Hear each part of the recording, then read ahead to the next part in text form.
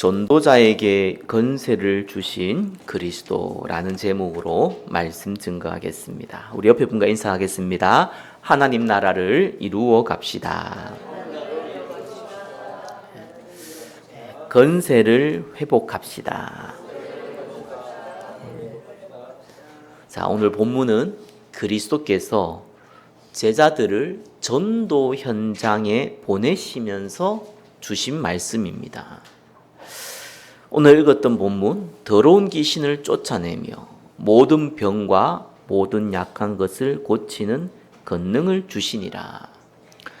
자, 제자들에게 전도 현장 보내면서 이 말씀을 주시고 마태복음 10장 8절에 뭐라고 그랬냐니까 병든 자를 고치며 죽은 자를 살리며 나병 환자를 깨끗게 하며 귀신을 쫓아내되라고 했습니다.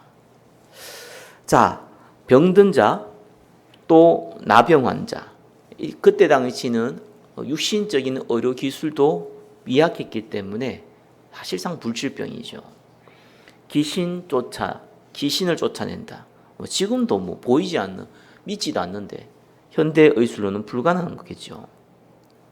자, 이러한 사람을 두고 예수님께서 뭐라고 했냐니까 이를 두고 기도하라. 이렇게 표현하지 않고요. 살리고 고치고 귀신을 내쫓아라. 이렇게 얘기했습니다. 강구하라고 하지 아니하였고 하라고 그랬습니다. 네가 직접 해라. 네가 직접 살리고 네가 직접 고치고 네가 직접 귀신 쫓아내라. 왜 그렇게 얘기했습니까? 오늘 읽었던 본문 그 권세를 그 권능을 주었기 때문에 그렇습니다. 모세가 이스라엘을 이끌고 홍해 앞으로 갔습니다. 앞에는 바다고 뒤에는 애국 군대가 이스라엘 모든 사람을 죽이려고 쫓아오고 있습니다. 앞뒤 좌우가 다 막힌 상황이죠. 자, 이때 모세가 굉장한 믿음의 고백을 합니다. 출애굽기 14장 13절에 14절에 보니까 너희는 두려워하지 말고 가만히 서서 여호와께서 오늘 너희를 위하여 행하시는 구원을 보라. 너희가 오늘 본 애굽 사람을 영원히 다시 보지 아니하리라. 여호와께서는 너희를 위하여 싸우시리니 너희는 가만히 있을지어다. 모세가 상당한 믿음의 고백을 하죠. 하나님 행하시니까 걱정하지 마. 이렇게 표현한 겁니다. 자, 그러면은 하나님이 이 모세의 기도를 들으시고 이 믿음의 고백을 들으시고 일반적이라면 이렇게 표현해야 될 것 같습니다. 내가 너의 기도를 들었다. 그럼 앞으로 나가라. 내가 홍해를 가르겠다. 그래서 이스라엘 데리고 홍해를 건너가라. 이렇게 말해야 되는데 성경은 그렇게 표현하고 있지 않습니다. 출애굽기 14장 15절에 16절에 보니까 네가 어찌하여 내게 부르짖느냐 이렇게 표현했습니다. 왜 지금 기도하고 있냐는 거예요. 아니 기도해야지 왜 기도하지 말라고 그럽니까? 앞에는 홍해가 있고 뒤에는 애국 군대가 쫓아오는데 아니 지금 앞뒤 좌우 다 막혔는데 그럼 기도해야죠. 근데 하나님은 네가 왜 내야지 지금 기도하냐. 기도하지 말고 네가 이스라엘에게 명령해서 앞으로 나가고 내가 네한테 지팡이 줬지 않냐 그거 들고 손을 바다 위에 명령해서 갈라지게 하라. 이렇게 얘기했습니다. 왜 하나님이 이렇게 말씀하셨습니까? 모세에게 그 권세와 권능을 줬기 때문에 그렇습니다. 안 주셨으면 기도해야죠. 살려달라고 기도해야겠죠. 그죠? 하나님의 기적을 보여달라고 기도해야겠죠. 근데 권세와 권능을 줬거든요. 주니까 줬는데 기도하고 있단 말이에요. 그러니까 하나님이 약간 짜증냈어요. 왜 기도하냐고. 기도할 때가 있고 권세를 사용할 때가 있습니다. 그래서 하나님이 사실상 이스라엘을요 의도적으로 홍해 앞으로 인도했잖아요. 여러분 지도를 보면은 그 이집트에서 이 애굽에서 가나안으로 가기 위해서는 홍해로 가면 안 됩니다. 홍해로 가면 아래쪽으로 내려가는 거예요. 위쪽으로 올라가야 돼요. 대부분 이스라엘 사람들은 몰랐겠지만 몇몇 사람들은 알고 있을 거 아니에요. 일로 가면 안 돼. 일로 가면서 가나안 땅 못 가. 알고 있을 거 아니에요. 모세 당연히 알았겠죠. 성경이 보니까 하나님이 돌이켜서 그걸로 인도했다고 나옵니다. 모세에게 알리지 않고 인도하진 않았겠죠. 당연히 알고 인도했고 모세도 알고 있었고요. 홍해 앞에 가는 것도 알고 있었고 뒤에 애국 군대가 쫓아오는 것도 알고 있었어요. 그리고 성경은 그렇게 나와 있지 않지만 이 모세를 통해서 바다를 가를 것도 알고 있었어요. 그럼 다 됐잖아요. 어떤 면에서는 모세 입장에서는요, 겸손하게 하나님께 영광 돌린다라는 그러한 표현이었어요. 그러나 하나님 보실 때에는 사용할 건세는 사용하지 않는 자로 보이는 겁니다. 그래서 책망 비슷하게 한 거예요. 내가 네한테 지금 홍해 갈라놓고 건세와 권능을 줬는데 그거 안 하고 기도하고 있으니까 책망 비슷하게 얘기한 거예요. 자, 저와 여러분들은 그리스도를 믿자마자 하나님의 자녀가 됩니다. 그 신분은 영원히 변하지 않습니다. 건세가 뭡니까? 건세라는 것은 위에서 아래로 주시는 하나님이 주시는 권력입니다. 대통령이 장관을 세우듯이 하나님이 우리에게 건세를 준 거예요. 그러면 권능이라는 것도 조금 구분해야 되거든요. 이 건세를 사용할 때 나타나는 능력을 보고 권능이라고 합니다. 그래서 건세와 권능이라는 것은 같은 말 같지만 조금 다릅니다. 오늘 제자들에게 권능을 줬어요. 무슨 권능요? 이미 뱀과 정과를 밟고 귀신을 쫓아내고 나병 환자를 고치는 건세도 줬지만 지금 현장에 들어가야 되니까 이게 나타나야 될 거 아니에요. 권능을 주신 거예요. 그게 나에게 나타날 때, 능력으로 나타날 때 권능이 임합니다. 자, 오늘 본문을 통해서 하나님의 주신 건세, 건세가 뭔지 다시 한번 확인하고 이 건세가 나에게 권능으로 임하는 응답을 누리시기를 예수 그리스도 이름으로 축원합니다. 1번 보겠습니다. 하나님의 자녀가 되는 건세입니다. 요한복음 1장 12절에 보니까 영접하는 자 곧 그 이름을 믿는 자는 하나님의 자녀가 된다 이렇게 표현하지 않고요. 하나님의 자녀가 되는 건세를 주셨으니 이렇게 표현했습니다. 왜 하나님의 자녀가 되는 건세를 주신다고 그렇게 표현했습니까? 하나님의 자녀가 될 때는 단순하게 구원만 받는 게 아니거든요. 성령 하나님이 저와 여러분과 함께 내주하시고 성령으로 역사하시고 직접 저와 여러분들을 인도하시기 때문에 건세라는 단어를 쓴 거예요. 능력이라는 거죠. 그러니까 그것을 보고 성령 내주, 성령 역사, 성령 인도라고 합니다. 지난주 강단을 통해서 우리가 확인했죠. 여기서 다시 한번 꼭 확인해야 됩니다. 성령의 내주, 성령의 역사, 성령의 인도는 건세예요. 우리에게 주어진. 그렇죠? 이게 권능으로 나타나야 돼요. 다시 한번 말씀드립니다. 하나님이 우리에게 건세를 주면은 사실상 아무 능력 안 나타납니다. 이것이 권능으로 바뀌어야 돼요. 그래서 이 건세가 권능으로 바꾸는 방법을 성경에서 얘기하고 있는 겁니다. 그게 뭡니까? 집중. 그죠? 그게 사도행전 1장 4절에 예루살렘을 떠나지 말고 내가 약속한 거 기다리라. 마가다라 방에서 120명의 성도가 오로지 기도에 힘쓰니라. 집중. 그죠? 어떤 집중입니까? 하나님 나라라는 기도 제목을 두고 홀로 또 함께 집중하는 겁니다. 그것이 건세가요, 권능으로 나타나는 방법이에요. 불신자도 집중을 하면요, 뭐가 일어나잖아요. 그죠?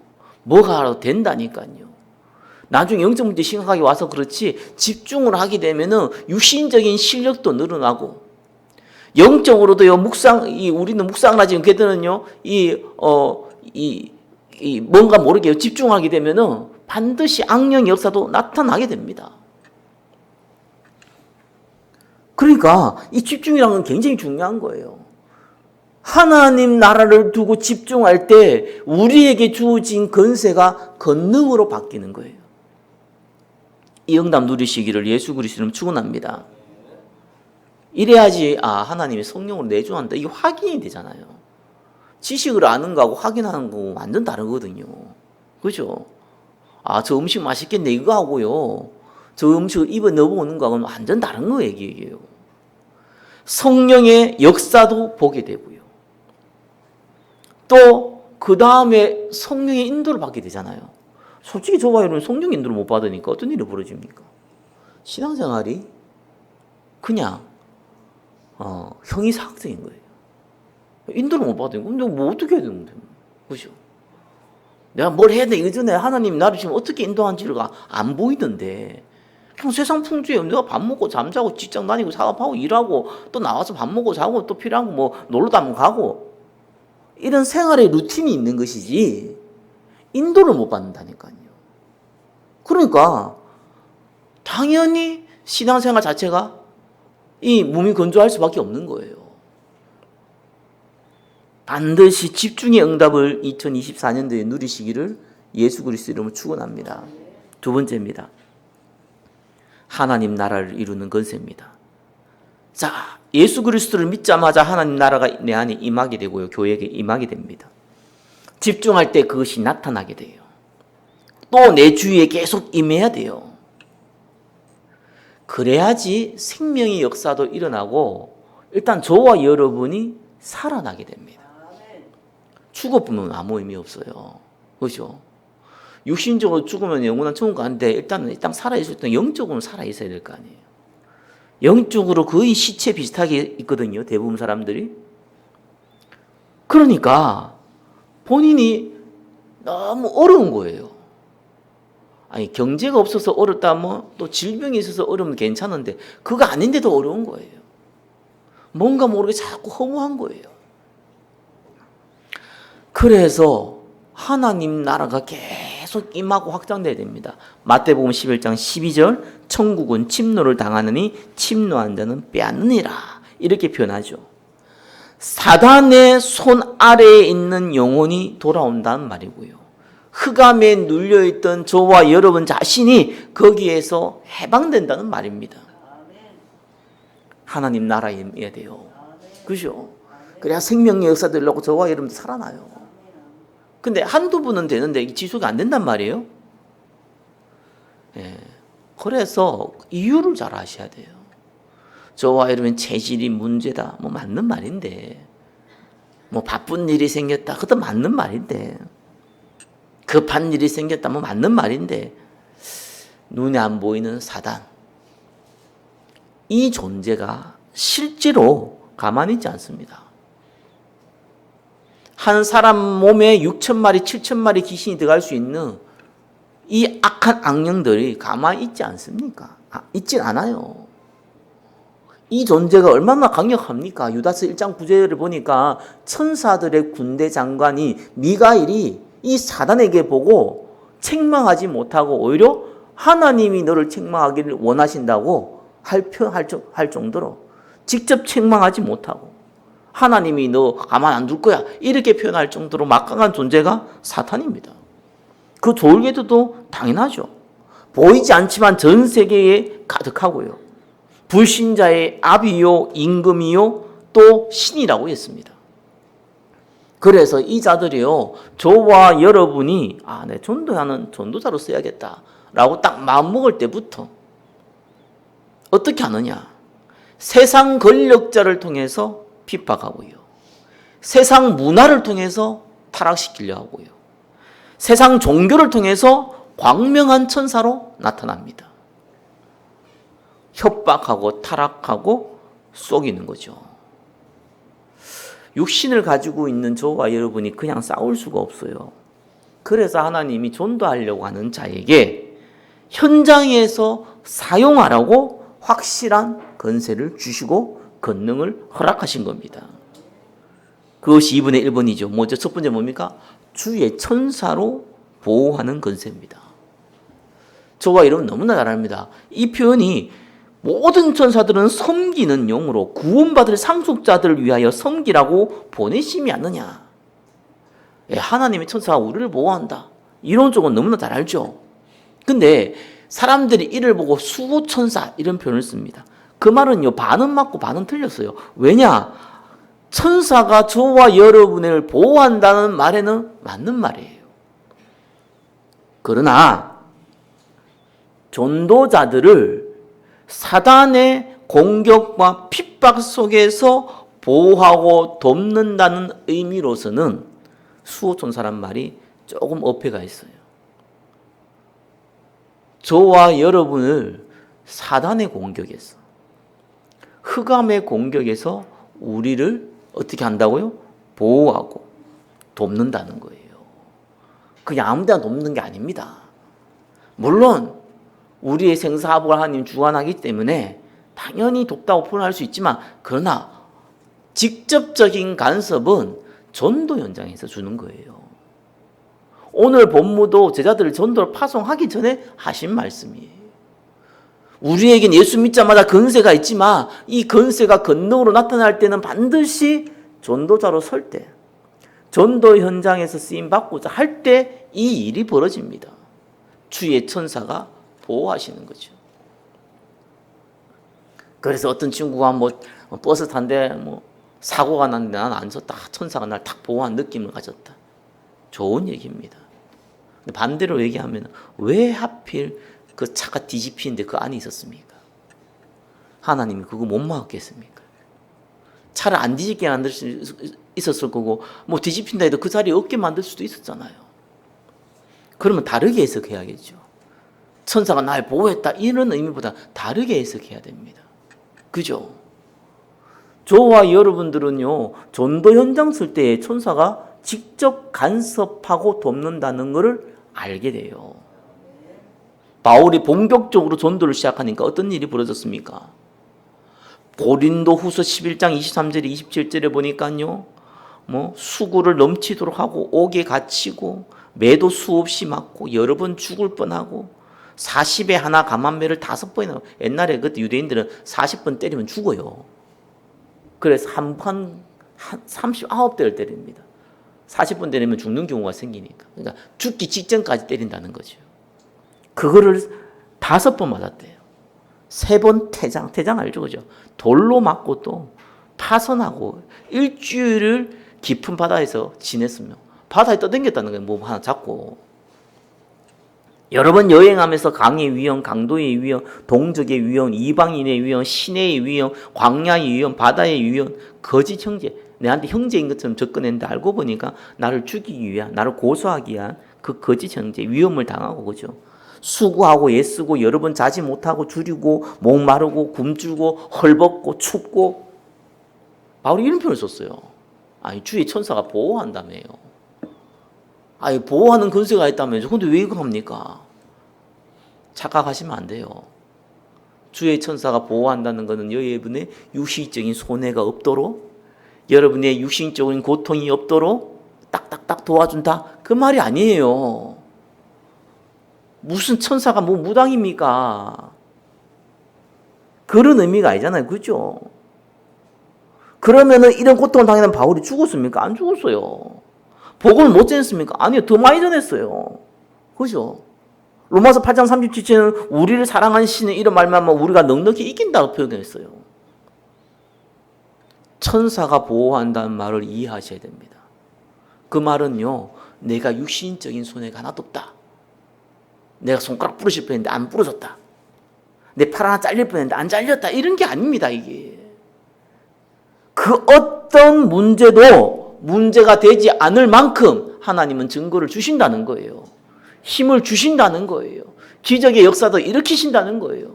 아니, 당연히 죽어야 되는데 안 죽었잖아. 이렇게 맞았고 바다에 빠지고 위협이 있으면 죽었어야 되는데 안 죽는다니까요. 겁이 나서 복음도 못 전해야 되는데 더 많이 증거했다니까요. 주의 천사가 저와 여러분을 보호하심을 믿으시기 바랍니다. 전도 현장에서. 두 번째 뭡니까? 사단을 결박할 권세. 보이지 않는 존재와 육신적인 싸움을 할 수가 없죠. 그렇죠? 영적 싸움을 할 권세 줬어요. 그래서 어떻게 합니까? 건세 기도로. 여러분 전도하려고 하면은 문제가 터지게 돼 있습니다. 저와 여러분이 조금 실수해가지고 문제가 벌어질 수 있잖아요. 저와 여러분이 조금 야심 때문에 그죠? 욕심 때문에 벌어지는 실수도 있잖아요. 그런 건 알잖아요 스스로가. 갱신하면 되는 거예요. 그러나 상관없이 벌어지는 일들이 많습니다. 요셉이 해와 달과 별에 그 얘기했다고 그 형제들이 죽이고요. 노예로 팔려버렸어요. 죽이려고 했다가 노예로 팔아버렸어요. 요셉은 분명히 육신적인 실수를 했어요. 그죠? 말 한 번을 나불나불거리는 건 육신적인 실수예요. 근데 그런 실수했다고 막 죽음 당하고 노예로 팔리고 그러질 않습니다. 다른 게 해석해야 되는 거죠. 저와 여러분이 실수해서 했던 부분이 있다면 갱신하면 되는 건데 그 실수했다고 이런 어마어마한 일이 벌어지는 게 아니에요. 또 실수 안 해도 벌어져요. 더 많이 벌어져요. 왜요? 전도하려고 했으니까. 그래서 싸우라는 거예요. 주의 천사가 보호하지만 이제는 싸우라는 거예요. 직접 싸우라는 거예요. 예수 그리스도 이름으로 명하노니 어디에 역사하는 사단은 떠나갈지어다. 이렇게 간단하게 표현하면 되는 거예요. 바울이 이걸 얼마나 잘 알고 기도했는지 에베소 6장에 잘 나와 있잖아요.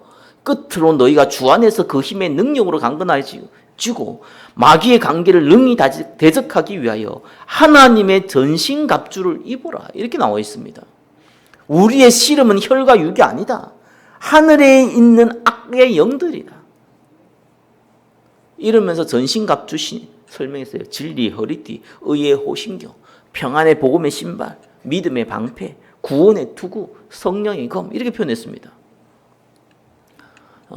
싸우시기를 예수 그리스도 이름으로 축원합니다. 그렇죠?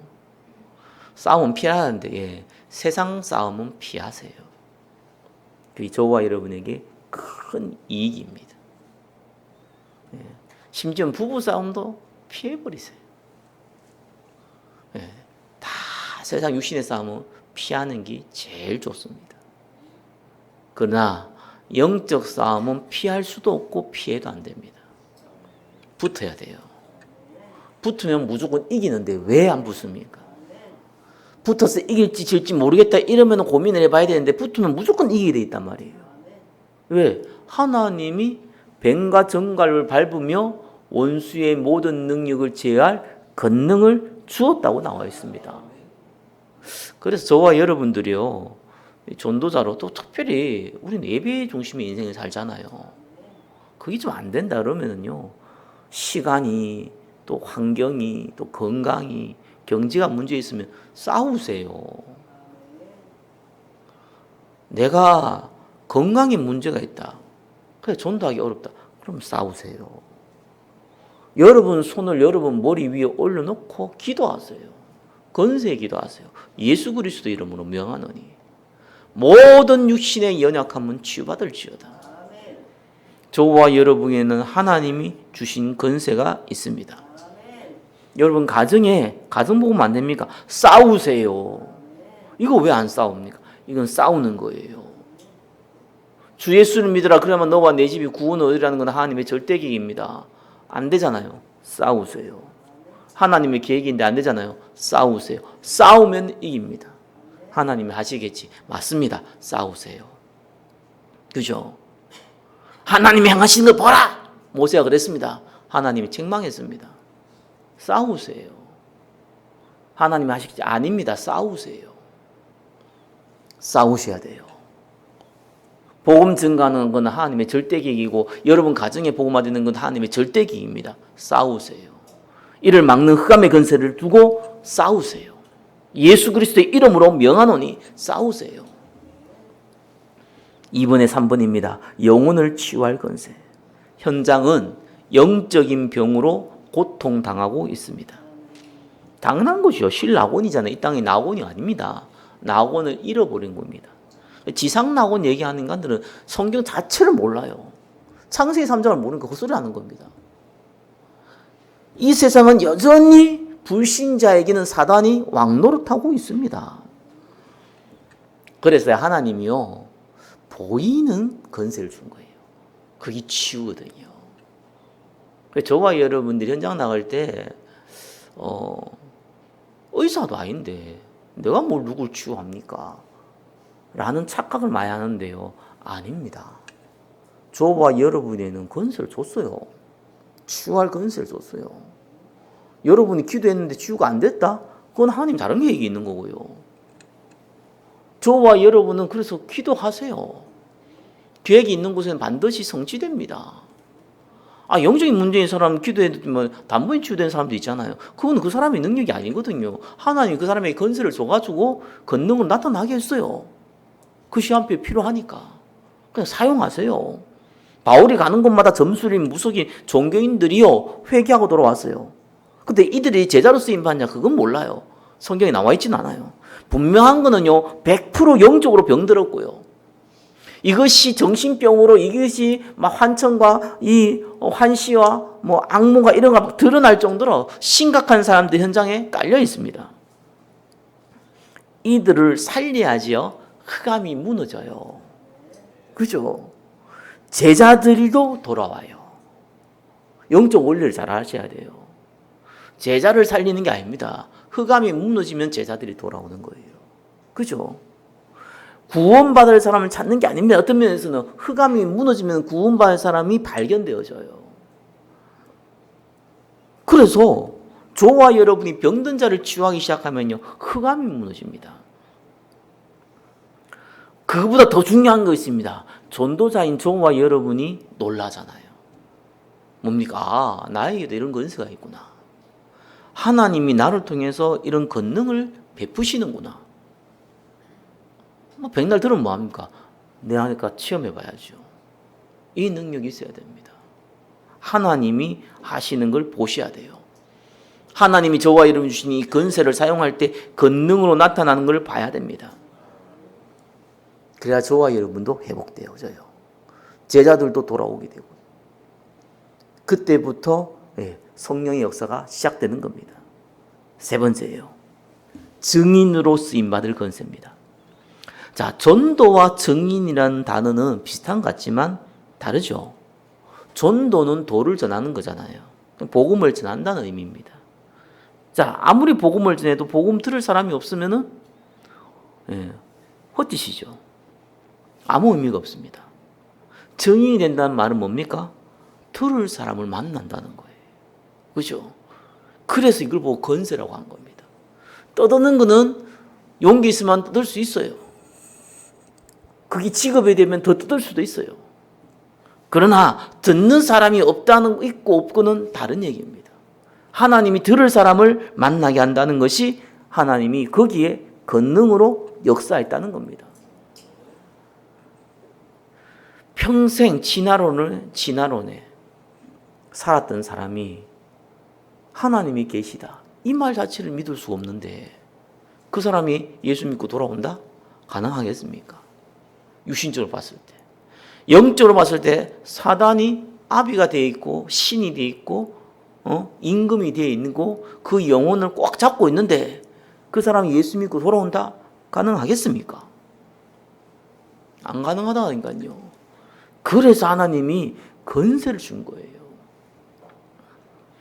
들을 사람이 생기면은 이 권세가 어떻게 권능으로 나타나느냐? 구원의 역사를 나요.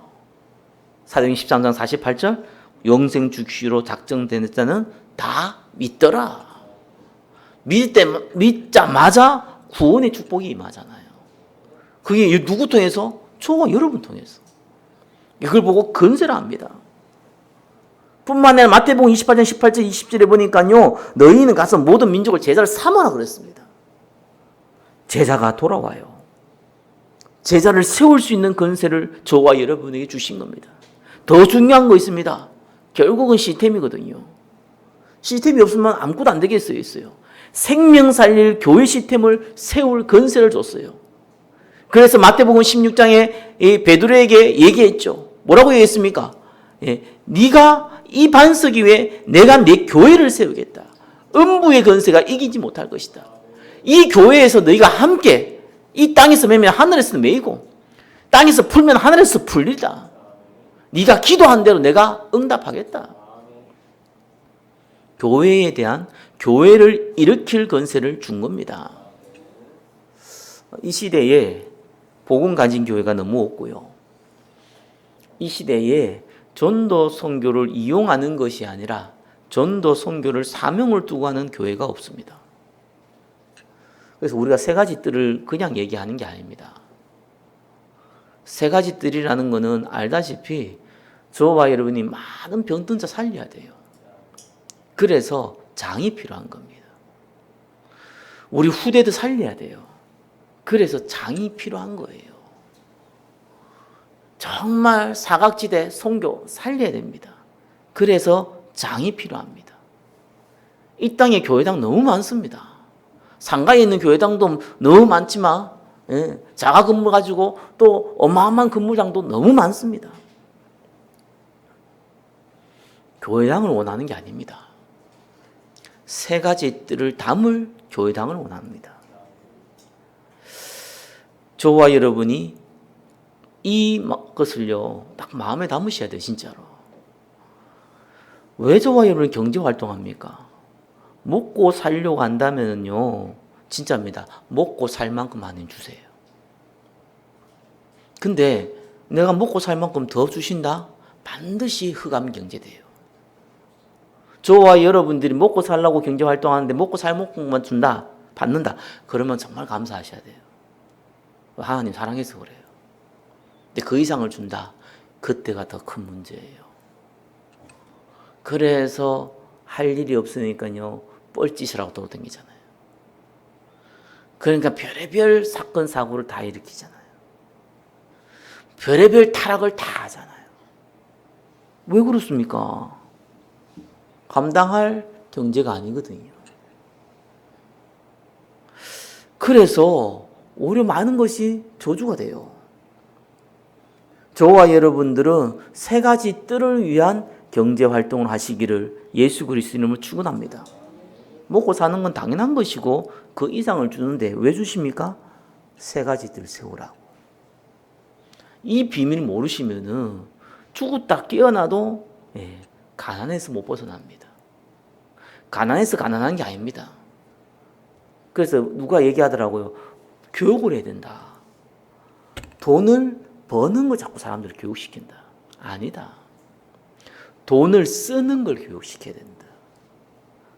돈을 유지하는 걸 교육시켜야 된다. 이거는 한 개가 아니다. 다 따로 세우셔야 된다. 그리고 돈을 전달하는 교육도 시켜야 된다. 불신자가 이런 얘기를 해요. 저는 보면서 부끄럽다. 구원받은 백성이 불신자가 생각하는 생각도 못하고 있다. 그죠? 돈을 벌 생각은 많이 하는데 어떻게 쓸지를 모른다. 알고 있다는 얘기 전부 다 육신의 정욕, 안목의 정욕, 이생의 자랑이다. 그러니까 가난한 거예요. 돈이 없어 가난한 게 아니라 돈을 쓸 줄 모르는 가난 속에 빠지는 거예요. 돈이 없는 가난은 차라리 괜찮아요. 돈이 벌면 되니까. 그냥 돈을 쓸 줄 모르는 가난에 빠져버리면은요, 그 사람은, 그 가정이요, 그 후대가요, 그 미래가 다 재앙 속에 빠져버리는 거예요. 하나님의 음성 들으시기를 예수 그리스도로 축원합니다. 말씀 맺겠습니다. 그리스도께서는 저와 여러분에게 생명 살릴 권세 주셨습니다. 권세를 사용해야지만 권능으로 나타납니다. 사용하지 아니하면은 아무런 일도 안 나타납니다. 권세 사용하시기 바랍니다. 어디서요? 전도하려고 마음 먹을 때 사용하게 돼요. 어떻게 사용해야 됩니까? 전도하려고 마음 먹으면은 어디에 사용해야 될지, 어떻게 사용해야 할지 보여요. 전도는 나와 상관없다. 죽었다 깨어나도 내가 이걸 왜 사용해야 되는지, 이걸 왜 어떻게 사용해야 되는지 안 보여요. 그때 막 발등이 불 떨어지면 막 아이고 하나님 살려주세요. 이거는 건세 기도가 아니죠. 그죠? 그건 건세 기도가 아니에요. 그건 그냥 부르짖는 기도고, 그죠? 그건 애통하는 기도지. 그건 건세 기도가 아닙니다. 내일은 성탄절이죠. 여러분 가족 또 초청할 수 있는 새 가족이 있다면 다 초청하는 중요한 시간표 되시기를 바랍니다. 생명 살릴 건세 사용하시는 응답 누리시기를 예수 그리스도 이름으로 축원합니다. 기도하겠습니다. 전도자에게 건세를 주시고 권능으로 역사하시는 주님께 모든 영광 올려드립니다. 예수 그리스도 이름으로 기도드립니다. 아멘.